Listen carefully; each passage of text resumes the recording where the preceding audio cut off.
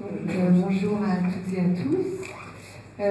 Merci Violaine, Antoine, François et Sylvain pour cette invitation de l'École du paysage dans ce contexte de création littéraire, qui est une invitation à la fois tout à fait légitime et en même temps assez, comment pourrais-je dire, Ariane, assez déplacé finalement. Enfin, c'est ce qu'on a compris au fur et à mesure des interventions. Et c'est ça peut-être aussi qui ferait l'intérêt de cette intervention, c'est que l'école du paysage de Versailles donc, est une école de paysage qui forme des paysagistes des PLG. C'est un diplôme qui est un équivalent à ceux des architectes. Et c'est une formation qui est avant tout orientée vers l'étude du paysage et sa conception. Et donc l'enseignement des arts plastiques en fait partie, mais disons que personne dans cette école ne se destine à être ni artiste ni écrivain. Donc l'enseignement des arts plastiques qui comprennent l'écriture, et pas seulement, c'est aussi du dessin, de la vidéo, de la photographie, de la performance, voilà, toutes sortes d'outils possibles viennent en complément finalement de cet enseignement du paysage. Et ce qui, en tout cas pour moi en tant qu'enseignante, est assez passionnant, c'est que j'ai d'abord enseigné en école d'art, j'ai notamment enseigné dans cette école de 2008 à 2010. J'ai eu un grand plaisir à enseigner et finalement de me retrouver à enseigner à des étudiants qui ne se destinent pas à être des artistes sur une scène artistique, je trouve ça très passionnant, voilà, parce que le rapport à la création n'est pas le même. Disons que la nécessité de faire œuvre n'est pas omniprésente et le rapport à la création est à la fois très dénué d'a priori, puisque la plupart des étudiants viennent de cursus très divers, en fait, de BTS, de géographie, certains ont fait des études littéraires, enfin les étudiants rentrent à Bac+2, ils ont déjà un bagage, Bac+2 au minimum, et donc voilà, c'est une variété en fait de présence étudiante qui fait que le rapport à la littérature et aux arts n'est pas forcément si évident. Voilà, je vais arrêter de parler parce que sinon je ne vais jamais tenir les 10 minutes. Voilà, j'ai choisi d'appeler cette prise de parole de la projection au projet et retour, l'écriture comme outil des paysagistes. Donc dans la notion de projet, j'entends projet de paysage, et ça c'est plutôt Ariane qui vous en parlera. C'est une notion extrêmement présente à l'école, c'est que le projet, c'est un projet de paysage, et c'est pas une autre forme de projet. Donc là, voilà, la première image, c'est le contexte de l'école, c'est le potager du roi. Donc c'est un contexte extrêmement agréable pour travailler, réfléchir et écrire. Donc si l'on connaît déjà l'influence qu'a eu le paysage sur les écrivains de toutes les générations aux quatre coins du globe, on connaît moins, pour ne pas dire pas, l'influence que les paysagistes écrivains ont eue sur la littérature. Il reste d'ailleurs à prouver que ces paysagistes écrivains ont eu la moindre influence, tant ces écrits sont méconnus et pour la plupart non considérés comme de la littérature en bonne et due forme. Pourtant, en commençant à suivre les mémoires de troisième année à l'École nationale supérieure de paysage de Versailles en 2010, invitée par mon amie, la très regrettée Claire Guézingard, qui était écrivain, enseignante, et dont je vous incite vivement à lire, à acheter, à offrir les 3 livres, Western, Sister Sourire et Soins intensifs d'Andy, publiés par Laure Limongi, qui est assise juste ici. Donc voilà, c'est un petit monde qui se retrouve et Claire en était un fer de lance. Donc c'est Claire qui m'a invitée à enseigner à Versailles et je lui en serai toujours reconnaissante. Je me suis vite rendu compte à quel point l'écriture est non seulement un outil précieux pour les paysagistes, mais à quel point l'usage qu'ils en font la rendent active, vivante, aussi vivante qu'est le paysage. Après tout, quel est le principal objet d'étude des paysagistes? Le paysage, a priori. Mais ce mot est un tel gouffre qu'il faut en préciser les contours et les lignes, mettre à plat la nébuleuse de registres qui le composent et fabriquer un glossaire qui tente de cerner cette idée, cette image qu'est le paysage. L'une des définitions, la plus poétique sans doute, vient du paysagiste Michel Courajou, disparu lui aussi en 2014, et dont je vous encourage également à lire les écrits publiés sur son site internet ou aux éditions Actes Sud. Donc voici la définition de Courajou. Le paysage est l'endroit où le ciel et la terre se touchent. Ce n'est rien de plus, rien de moins. En se touchant, ces deux composantes essentielles ne forment pas qu'une ligne. Elles réunissent ce que le monde donne à voir du paysage et que des synonymes tels que carte, champêtre, décor, figure, horizon, perspective, point de vue, tableau, verdure, vue de campagne, peinent à représenter entièrement. On le sait, l'étymologie de paysage vient du mot pays, dont le paysage est une saisie par le regard. La notion de paysage est inhérente à sa représentation comme à son interprétation. Un paysage se regarde, s'observe, s'écoute, se touche, se sent, se vit, se dessine, se raconte, se réinvente. Et si tant est qu'il puisse être saisi par la peinture, la photographie ou le cinéma, il échappe pourtant sans cesse à son enregistrement. Il est une image en constante métamorphose, seconde après seconde, jour après nuit, année après saison, incarnation même du vivant. En fait, je n'arrive pas à lire et à passer le diaporama en même temps, mais c'est pas grave. Voilà. Donc ça, c'est la porte d'entrée du bâtiment des Suisses dans lequel se déroulent les enseignements artistiques. D'où l'évidence que l'écriture puisse en être le double, la fausse jumelle, l'ombre affranchie. Elle qui offre toutes les possibilités de saisie, de glissement, de dérive, de réel, d'écart et d'insoupçonné. Et c'est bien le travail sur le mémoire à l'école du paysage, et c'est bien à travers le mémoire, et c'est bien à travers le travail sur le mémoire à l'école du paysage qu'une forme d'écriture spécifique, donc ça je l'ai rajouté à l'issue de la première journée et demie de colloque, une forme spécifique dont je ne saurais dire si elle est littéraire ou même singulière, a pris son essor, outil inséparable de la vision, du ressenti et de l'analyse. De la prise de notes, essentielle au travail de terrain, tout comme le sont le dessin et la photographie, sont petit à petit apparues des formes d'écriture sans a priori, nées d'expériences comme de souvenirs, d'interrogations ou encore d'envie. Le mémoire en art plastique à l'ENSP ne rentre dans aucune case. Mon collègue Olivier Marty et moi-même nous efforçons de laisser libre cours à l'imagination des auteurs en les accompagnant dans leurs recherches, sans pour autant leur demander de répondre à un format défini. Et lorsqu'ils choisissent d'être suivis en art plastique, puisque le suivi de mémoire peut se faire dans différents départements, en écologie, en sciences sociales ou en art plastique, ils doivent par contre pleinement s'investir dans la réalisation d'une œuvre comme dans celle d'un écrit. Et parfois, c'est d'ailleurs l'écrit qui devient l'œuvre. Le mémoire s'invente au fur et à mesure qu'il se fait et selon celle ou celui qui l'entreprend.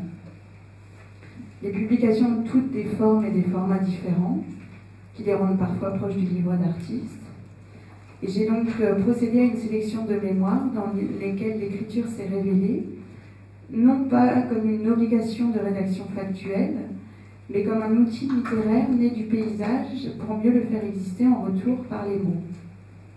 Je laisserai ensuite la parole à Ariane Dreyfus qui vous présentera l'exemple très concret d'un mémoire dont on espère qu'il sera un jour publié, et d'un diplôme où l'écriture est devenue paysage et inversement. Donc ça, c'est l'équipe d'enseignement artistique à Versailles. Ça, c'est le carton dans lequel sont rangées les mémoires. Et ça, ce sont les quelques mémoires dont j'ai décidé de vous parler. Je vais essayer d'être assez rapide. L'idéal serait de pouvoir les consulter 3 minutes. Alors, je vais aller très très vite en 3 minutes. Voilà. Science-fiction. Non, justement, pas celui-là. Ah, donc voilà, je vais essayer de faire tout ça en 3 minutes. Le plus frappant est de constater qu'une partie des étudiants se saisissent de l'occasion du mémoire comme un retour aux sources, au bercail. Le mémoire incarne la possibilité de donner forme à une mémoire jusqu'ici dormante ou tenue secrète parce qu'insoupçonnée. Un retour aux sources permis par l'écriture ou une écriture née du retour aux sources. Donc là, par exemple, le récit topographique, c'est le mémoire d'une étudiante diplômée qui s'appelle Manon Hasbrook et qui est retournée sur le terrain de son enfance, à côté d'Arras, et qui, dans une plaine, a trouvé un piquet. Et l'observation du piquet dans cette plaine est devenue à la fois le travail de mémoire et son travail de diplôme, donc un diplôme qui s'appelle le TPFE. Ensuite, le paysage du dessous par Léo Pouliquin, également paysagiste des PLG, diplômé il y a 2 ans. Donc Léo est retourné chez ses parents en Bretagne et a décidé de choisir comme terrain d'étude une forêt artificielle, une forêt de Sitka qui avait été plantée avant que lui soit né. Et il a passé énormément de temps dans cette forêt pour y faire à la fois des installations directement en prise avec le lieu, donc on pourrait dire in situ, et puis un travail d'écriture. Je crois que Laure avait eu l'occasion de le rencontrer, tout à fait formidable sur cette expérience de redécouvrir son environnement d'origine. Ensuite, un autre mémoire qui s'appelait Dessiner marché, d'une étudiante qui s'appelle Florine Lacroix, qui est diplômée également, et qui, elle, est partie des écrits de Robert Louis Stevenson sur le dos de son ânesse et du voyage à pied de Werner Herzog, pour retourner dans les Cévennes de son enfance et de traverser les Cévennes en 15 jours à pied toute seule, en dormant dans des tours de guet dont les pompiers lui avaient laissé les clés.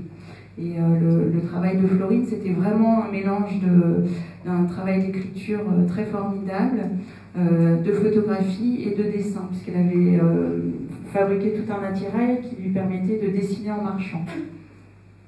Celui-ci, c'est le mémoire de Lucie Lauzen, donc qui est également diplômée, qui est actuellement, qui travaille pour un architecte à Tokyo. Son mémoire s'appelait Brick et Saule, et elle est partie de son expérience du paysage flamand pour faire un voyage entre le nord de la France, la Belgique et la Hollande, et partir de la réalité concrète de ce paysage, Brick et Saule, pour, à travers un travail d'écriture, pour finir sur un travail de gravure extrêmement abstrait et particulièrement délicat. Celui-ci, je vais passer parce que j'ai pas plus d'images. Celui-ci, c'est le mémoire de Wieland Bosma, donc qui, après avoir été diplômé à l'école, est parti à l'école d'art d'Angoulême pour finaliser une formation en dessin d'animation. Et donc Wieland a écrit une nouvelle en 2 tomes qui mélangeait un travail d'écriture d'anticipation, un travail de dessin assez incroyable et un film d'animation à partir de gravures sur lino. Voilà, j'ai vraiment fait le choix de vous donner des exemples de ces pratiques qui sont très hybrides et surtout assez incernables. Alors la science-fiction, c'est Olivier Pérez. Donc tout le travail de mémoire a été la rédaction d'un opus de science-fiction anticipation dans lequel le paysage était le protagoniste. Donc le mémoire et le résultat du mémoire sont un seul et même objet. Là, il s'agit de Steve Walker, donc la mémoire de l'érosion. Et c'est en partant d'une donne prégnante, qui est l'érosion de la côte à Soulac en Gironde, que Steve a mis en place un travail d'écriture et il a réalisé 2 films que j'avais apportés mais qu'on n'aura pas le temps de regarder. Peut-être après. Qui dure 6 ou 7 minutes. Voilà. On verra un peu du temps. Donc je vais juste terminer. Ça, c'est un étudiant qui s'appelle Loïc Antunes, qui n'est pas encore diplômé et qui a choisi de s'intéresser au potager lui-même et à travers le potager, d'en faire une sorte d'épuisement, à la fois physiquement et dans la description, et de finir sur le compost. Et à partir de cet endroit du potager, qui est un endroit le plus reculé, qu'on ne met pas à vue, parce que ça ferait vraiment désordre pour les visiteurs de voir le compost du potager, il a travaillé sur la notion de tas. Donc il a fait à la fois un travail de recherche extrêmement pointu sur la notion de tas dans tous ses états, c'est le cas de le dire, et il a rédigé une nouvelle qui est un exemplaire unique. Donc il faut venir à Versailles pour la lire. Et enfin, je vais terminer par Paul Pointreau, qui est paysagiste des PLG également. Je me sens très très oppressée par le temps, et qui, elle, a choisi comme terrain d'étude Bussy-Saint-Georges, donc qui est l'avant-dernier arrêt du RER A avant Marne-la-Vallée Euro-Disney, et qui est donc un lotissement totalement récent, totalement artificiel. Et elle a produit un travail absolument incroyable d'une écriture qui est vraiment entre l'analyse, la critique et un travail de dessin extrêmement poétique. Le jour de la soutenance s'est envolé avec le vent. Voilà. Et voilà, j'ai terminé. Donc je passe la parole à Arias. Oui.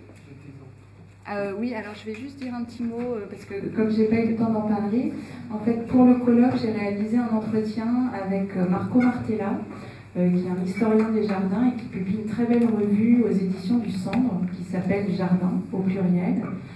C'est une revue qui est une compilation de textes, en fait, qui sont soit des commandes, soit des textes trouvés. Et c'est une revue qui est très méconnue et qui est un outil particulièrement agréable à lire. Donc voilà, c'est l'entretien, si vous voulez le lire. Voilà. Merci Marceline. Du coup, moi je suis tout juste diplômée. J'étais une étudiante de Marceline pendant les 4 années de formation à l'école de paysage. Et donc je vais essayer de vous parler de ma pratique d'écriture au sein de cette école. Et donc c'est surtout de son évolution. Entre donc, le travail de mémoire dont Marceline nous a parlé et le travail de diplôme, qui est un travail plus concret, si on peut dire, puisqu'il consiste vraiment à transformer un espace identifié de manière tangible. Ma pratique d'écriture a évolué pendant ces 2 années qui ont été le mémoire et le diplôme. Et pendant ces 2 années, j'ai exploré 4 formes d'écriture différentes que je souhaitais vous présenter. Donc mon intervention va être des lectures qui seront commentées en fait. J'essaierai de faire vite si c'est trop long, on écoutera, mais c'est des textes courts que j'ai choisis. Voilà. Donc je voulais... Ouais, dans 1 minute. Voilà, faire ça. Merci. Donc je voulais juste exprimer par là que l'écriture a nourri différents aspects de ma formation de paysagiste et l'a consolidée. Et j'ai cherché à produire une écriture qui ne serait pas au service du paysage, mais bien en dialogue avec celui-ci. Donc il s'agit vraiment d'un échange entre les deux, et on a la chance d'être dans une école qui, je crois, permet ça, et permet cette ouverture. Je tiens juste à préciser que mon mémoire n'a pas été encadré par Marceline. J'ai moi présenté mon mémoire en sciences humaines, mais j'ai quand même été suivi en sciences humaines, mais j'ai pu le présenter en art plastique, et donc j'ai eu à la fin le regard de Marceline et son aide, son regard. Et donc voilà, c'est pour montrer qu'il y a vraiment une interdisciplinarité dans l'école qui permet à mon avis cet échange et qui est intéressant. Donc le premier procédé littéraire dont je vais vous parler, c'est celui que j'ai pu explorer pendant le mémoire. Donc, comme je vous le disais, je l'ai fait en sciences humaines. Donc c'est un mémoire qui est en 3 parties sur la ville de Beyrouth. Les 2 premières parties étaient d'ordre assez théorique. C'est une ville dans laquelle j'ai des attaches familiales et que j'ai présenté. Donc j'ai présenté l'aspect, pour aller très très vite, le mythe de la ville. Et la 3e partie a été un récit, un essai composé binairement, un peu à la manière de W ou le souvenir d'enfance de Pérec, qui m'a beaucoup inspiré. Et donc cette partie m'a permis de convoquer cet essai, de convoquer le paysage vécu et imaginé à travers différentes strates de la mémoire. Donc je vais vous en faire une lecture tout de suite. Lorsqu'elle sortit du jardin et dépassa la dernière porte, avec pour laisser passer les rires des 2 femmes, elle sentit progressivement un poids qui tirait ses épaules et s'installait dans son ventre. Elle savait qu'elle venait de franchir le dernier obstacle et qu'elle venait d'arriver dans le cœur de la cité tant attendue. Elle pensait y trouver une foule échevelée comme elle, mendiant pour savoir, mendiant pour comprendre. Elle s'attendait à un spectacle à nul autre pareil, une sorte de délivrance commune d'individus par hasard côte à côte. Rien de ses espérances ou de ses fantasmes n'était là. Les rues étaient vides, sous un soleil froid. Quelques passants croisaient son chemin, sans la voir, sans lui prêter attention, malgré son accoutrement différent et ridicule. Après avoir arpenté la ville pendant plusieurs jours, elle arriva au port. Au loin, dans une cabane de tôle, un jeune garçon jouait à faire des bulles de savon qui attira son regard. Elle progressa vers lui et vit dans ses grands yeux dorés ce pourquoi elle était arrivée jusque-là. Un autre moi, un autre que moi. Ils avaient tous deux sous l'œil gauche le même grain de beauté, et il avait, comme elle, un réséda, un lit-deux, une tasse à café sans anse et un visage fatigué. Donc, comme je vous le disais, c'est binaire, donc la page qui fait écho à cette page-là de récit est une page de souvenirs. Mon frère est la seule personne qui appréhende Beyrouth comme moi. Les mêmes anecdotes, les mêmes vieilles photographies, les mêmes complexes et les mêmes jalousies par rapport à cette ville. Nous la vivons de la même manière, je crois. Notre Beyrouth à nous répond à un autre mythe. Notre Beyrouth est celui-là qui est fragile comme une bulle de savon, qui est nostalgique, qui est odorant comme un réséda, qui est émouvant comme un lit-deux, et nostalgique comme le café à la fin d'un repas. Il se situe quelque part vers l'autoroute sur laquelle passent tantôt des voitures cabossées, tantôt de rutilantes démonstrations de vulgarité. Nous sommes assis sur des chaises en plastique cassées. À nos pieds, les égouts écoulent tranquillement. Autour de nous, on ne parle que des langues que nous sommes les seuls à ne pas comprendre. Installés là, tous les deux, nous buvons une orange pressée à 50 piastres, un fond de béton au bar les vues. Mais au loin, on imagine nos montagnes. J'ai mis ici le titre de remémoration, parce que l'écriture ici m'a permis donc, ce travail sur la mémoire dont je viens de vous donner un extrait. Le deuxième procédé que j'ai pu expérimenter au sein de l'école a été l'année dernière dans le cadre d'un travail dont on n'a pas encore parlé, qui est un travail de groupe très concret, qui est une commande publique à laquelle on répond donc, en groupe. Donc on était 3 et on devait refaire les espaces extérieurs d'un hôpital. Donc jusqu'ici, rien de très poétique. Et donc on a voulu travailler dans ce groupe, au-delà de évidemment fournir des plans, des coupes et un travail de transformation, on a voulu travailler sur la sensation d'isolement qu'on avait dans cet hôpital. Et ici, l'écriture nous a permis un réel effort de composition, puisque cette sensation d'isolement, il y a une tension entre comment retranscrire un sentiment aussi intime, partagé par notre groupe. Donc pour ce faire, on a mis en place un procédé où j'ai écrit à partir des photographies d'une autre de mes camarades, donc des photographies qu'elle avait réalisées dans l'hôpital, et c'est moi qui ai écrit le récit. Enfin, bien sûr, on l'a composé ensemble, mais ce qui était intéressant, c'était de croiser nos différents regards donc, grâce à l'écriture. Donc ici, c'est la photographie d'Ivan Bébé, que je montre là, en mauvaise qualité. C'est une petite photographie argentique. Et le texte. Il traversa ce qui semblait être la cour de l'hôpital. Les bâtiments disparates s'agençaient dans une organisation aléatoire. De temps à autre, par intermittence, il voyait au loin une voiture qui filait. Il la devinait plus qu'il ne la voyait, à vrai dire. Cachée par des murets en béton mal fini, la route semblait loin. Une vague présence, somme toute, relayée par un bruit sourd, un relent de circulation. Cette paisible rumeur-là vient de la ville, pensait-il alors. Les bruits de la ville étaient ici réduits au silence. Donc ça, c'est ce qui a été fait du coup dans ce travail-là, en collaboration avec Ivan Gribé, dont je vous remonte la photographie, et Magali Marchand. Donc pour moi, l'écriture, pour nous, a permis vraiment une composition et une mise, puisque dessiner à 3 sur une feuille, c'est très compliqué, c'est normalement ce qu'on est censé faire. Et donc ici, le fait de travailler ensemble l'écriture et la photographie a permis de pouvoir transcrire ce sentiment qui nous semble complexe et intime de l'isolement. Le troisième procédé dont je voulais vous parler, c'est quelque chose que j'avais mis en place pendant le diplôme et où j'ai interrogé cette fois mes propres photographies. C'est une pratique que j'utilise assez souvent. Et donc j'avais fait une promenade en forêt, je travaillais sur la Première Guerre mondiale en Lorraine. Et donc j'ai voulu ici exprimer, l'écriture m'a permis plutôt de résoudre la tension entre les images fixes, donc que ce sont mes photographies que j'avais prises, et que j'ai interrogées par l'écriture plusieurs mois après. Et donc en fait cette tension temporelle entre l'émotion que j'avais ressentie directement, mais que je n'ai posée qu'en mots plusieurs mois après, à travers et avec le soutien de ces photographies. Donc ça c'est la première d'une série, et le texte qui va avec. J'ai débarqué en terre inconnue. Je suis profondément urbaine, parisienne. Je me suis promenée pendant mon enfance, au gré des envies dominicables de mes parents, dans les forêts franciliennes. C'était toujours au beau jour, des forêts avec des hêtres, des chênes, des clairières, des joggeurs, des flâneurs, des sentiers, des couleurs. Des vers tendres qui se disputaient la vedette. Voilà ce que je croyais savoir de la forêt. J'ai débarqué en terre inconnue. Me voici en Lorraine, je ne sais même pas où, autour du 11 novembre. Me voici au détour d'une route plongée dans une forêt de pins monospécifique. Il fait sombre, c'est pourtant le milieu de l'après-midi. Les pins se dressent, fiers et rigides, qui viennent découper leurs silhouettes longitudinales sur ce ciel désespérément bas et blanc. Il m'est difficile de les distinguer les uns des autres. L'ensemble des couronnes forme un rideau, déchiré par endroits en fenêtres de lumière violente. Je m'avance à la recherche de traces, d'indices. Je veux palper le passé. Je nourris presque l'espoir de tomber sur un vestige, un bout de casque, de fusil, de cartouche. Un besoin de preuves et de témoignages.